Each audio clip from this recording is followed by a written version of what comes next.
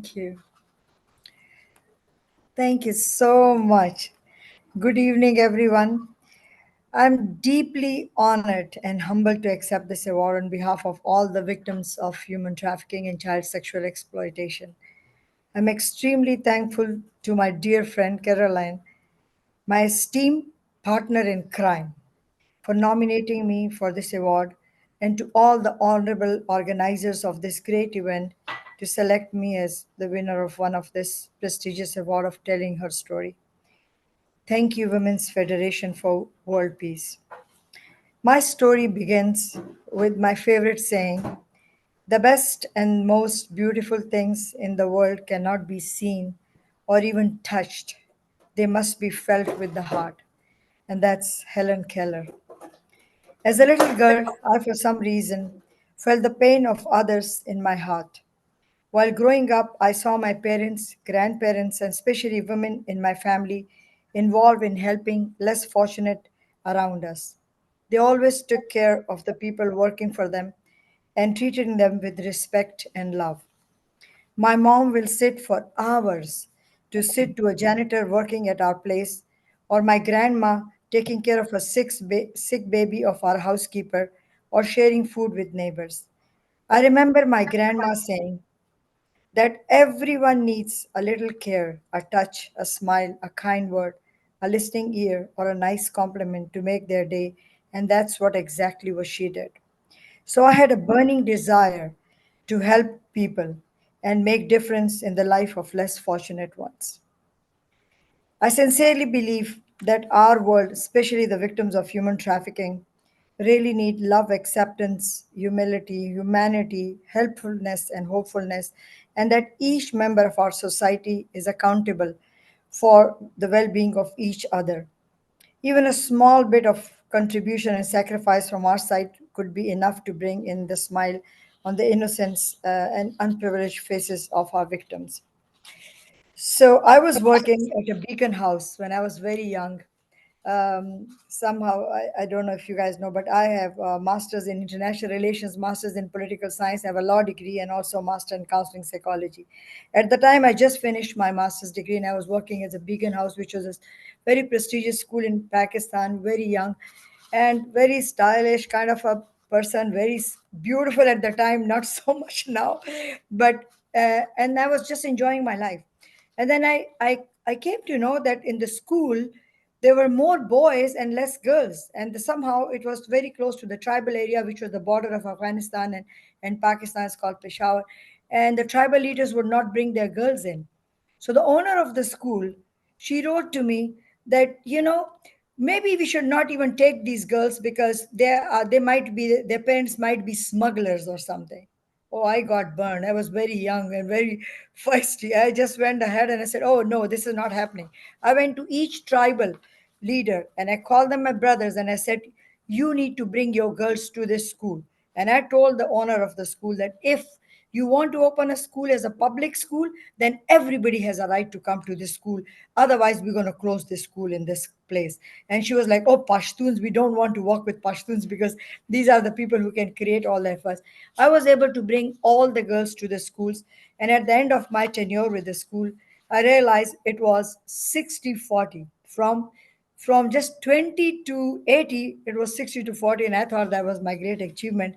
And I worked with the, so I started training, and I had a training from England on the integrated studies and all that. So I started training.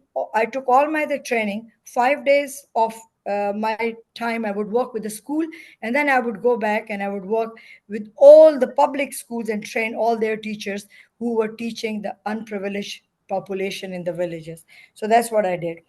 And then from there, when I was doing all that, one day I visited a hospital. I was going to see my friend over there. And there I saw one little girl, 16-year-old hardly. She was sitting in a room, and then there were a lot of cops. And to know the conservative environment of Pakistan, where I'm coming from, which is northern part, there was some kind of chaos going on, and I'm like, what's going on over here? And that was the time I just finished my law. I topped my law college. I just had the law degree, and it was just to understand my rights. That's all I wanted to do. I didn't know, I didn't had no intention of practicing law. So the people over there told me, well, this young girl was with her father because she does not have any brothers over there. And the ward boy got very much interested in that girl, and he took the girl to some place over there, telling her that if you sit with me and talk to me, I want to introduce you to a very competent doctor who can do a surgery on your father who was a heart patient. She was just girl sitting with her, and some other person went and called the cops and said that these two were involved in something like really fishy stuff. And in that conservative environment, it is very, very hard to accept for people, for a girl to go do that. And now they had this girl and all the cops and everybody else. So I just stopped there. My driver said, ma'am, let's go, let's go. I said, oh no, I'm not going. I just knocked the door and I went inside and I said, what's going on? And they looked at me and they said, who are you? Are you her attorney? Very sarcastically. The cop was very sarcastic to me. And I just realized, oh, I have a law degree. And I said, oh, yes, I'm her attorney. So he said, okay, you need to go and do her bail. What the hell, I knew what the bail was. And I only knew theoretical part of it. I didn't know any practical part of going to the police station in that kind of a conservative place. Going to a police station in my seventh generation, no women have gone there. But I went. I took my car. I made the girl sit with me. I made the cop sit with me, and the doctor sit with me, and went to the police station. I went there. I did all the paperwork, which I didn't know what the hell I was doing, but I did it anyway and signed the paperwork. And then I took the girl, and the only mistake I made over there was I let the girl back to the father. I did not realize that I was too young. I didn't know what I was doing. So I just thought she's safe now with the father.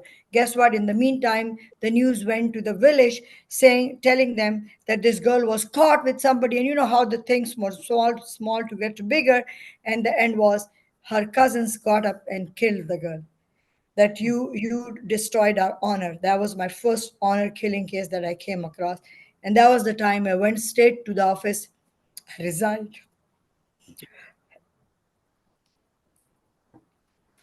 So I resigned at Beaker House and I said, I'm going to practice law and I'm going to work with all the people, all the girls who are suffering like this. And since then, I wrote all this, but I'm not going to read it. So I did that, and I went and started practicing law. All my cases were domestic violence, family cases, all those cases that I did over there. And most of the cases I did, 99% of the cases I did were pro bono. Because at the time, my ex-husband was very rich, so I didn't need money. So I did all that cases. And there, when I was working over there, I saw the child sexual exploitation cases. And I saw all the abuse which is going on with the kids. And that's how I got involved into the child sexual exploitation cases, and then domestic violence cases, and then I started working with human trafficking cases, and I realized that's the most abused. These are the voiceless people, that we can become their voice. If I cannot do that, I don't know who will. That's what I thought, because everybody to play a small role in that. And when I say it is a modern day slavery, I do not mean to think that I'm not comparing that slavery with the slavery. But when you put a little kid in a small place, 12-year-old, and sell and resell, and then have sex with them and gang rape them and beat them, and they cannot come out of the situation, what would you call that? So, and similarly, a desperate person who's coming from some country to have a good life in here, and then you put them in a farm or you put them in a sweatshop, and you don't give them food and you don't pay them. And so, what would you call that? So that's why I started my life with human trafficking cases. And before this job, I was working as a program director for Salvation Army Human Trafficking Program, and I was in charge of 13 Western states, and I was doing all that work over there. But at that time, I realized that when we were doing something called continued presence for the victims of human trafficking, so that they can stay here legally in the country, I was always struggling with working with the law enforcement agencies to get that continued presence to do this. It was hard. So then this opening came up with Department of Homeland Security, and I thought, you know what? I need to be on the other side of the fence, and if I'm there, I can make more difference than I'm when I'm here. Though with Salvation Army too, I wrote a manual and I did a lot of work with other all my partners over there. but I joined ICE, which is Department of Homeland Security. Well, we don't call ourselves ICE anymore. We call ourselves HSI, Homeland Security Investigation. So I joined this. And I'm very lucky that in my life I got really good supervisors and people that I work with. So over here, I made whole my life around four P's. That is, number one is prevention, which Jack you also talked about, and all of you talked about. So that's the all the training, the outreach, the education, the part that we do.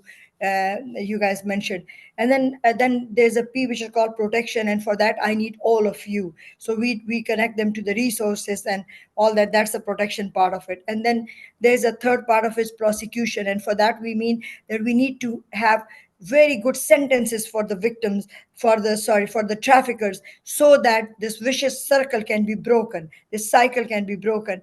And I'll just mention two of my cases. In one of my cases, this was ex-marine from Oxnard. He was going to Cambodia, abusing all the kids. The girls were from 9 to 11 year old. That was his choice. And then he would abuse them and come back and just stay here, and he was okay. There's a law now that if any US citizen goes abroad and get involved in the exploitation of a minor, we can bring them back over here too and prosecute them. We got the 210 years of jail for him. And he went into many appeals. He gave us very hard time. You can Google it. His name is Pepe, Joseph Pepin, 58-year-old guy. So he's still in jail, and he will remain in jail for the rest of his life. The other case that I did is Russian American going to Russia and getting involved in abuse of minor girls, and then telling them, I'm going to cut your head and play soccer with it if you do not listen to me. And I worked with those victims when they were here, and I thought they are very powerful young girls and they will be very good in trial. And we prepared them and we did everything. And when they went to the court, we were expecting maybe if we get 50 years, we are good. And then when they saw that guy in front of them, what happened? They got panic attack, and they were so, like, they acted so badly that the judge looked at them and said, oh my God, are these girls still going through that trauma from that time? So guess what? He gave them 150 years of jail. And that's he's still in jail. So that's the kind of things that do. And we did a lot of domestic trafficking cases, which if I go into detail, it's like hundreds and thousands of them. So we cannot talk all about that. But what I would like to talk about is and I don't know how much time I left, maybe 1 minute now. So Just about. uh, You just one more minute. 1 more minute. Okay, so we did thousands of cases. I don't want to go into stats because I'm not supposed to be. But what I want to say is that to see the what keep us going, keep me going is it exhausting job? Is it 9 to 5 job? No, my job is not 9 to 5 job. It is 24/7 job, and 365 days. It could be in the morning, evening, night, because the traffickers do not have a schedule. They do not have 9 to 5 jobs. So we don't. For me, it's a passion. Can it be exhausting? Yes. Can you get tired at some time? Yes. Do you get burnout? Yes. You fight with your husband? Yes. All of the above. But it was never once that I thought that I could be doing something else. And if God give me another life, I will still be doing what I'm doing today. And I'm very, very humbled that God has made me, in, blessed me to do the work that I love to do. And I hope that all of you will be joining me in this work. And I'm so proud of you all for what you do. And I'm very grateful to you again for the award. And like I said in my first statement, is it's just to be felt. When you feel it in your heart, then you can do wonders. Because remember, impossible makes is there's a possible in it. I am possible, right? I am possible. So it's impossible. So impossible becomes possible, and that's what has exactly happened in my life. So in and that's how I was able to create. I was a founding member of Human Trafficking Task Force in Long Beach, and founding member of FGM Task Force, which we'll talk some other time. And so all these work that I'm doing there now, I'm creating a coalition of of the services here in San Diego. I'm already talking to the NGOs, and hopefully in few months we'll get that going.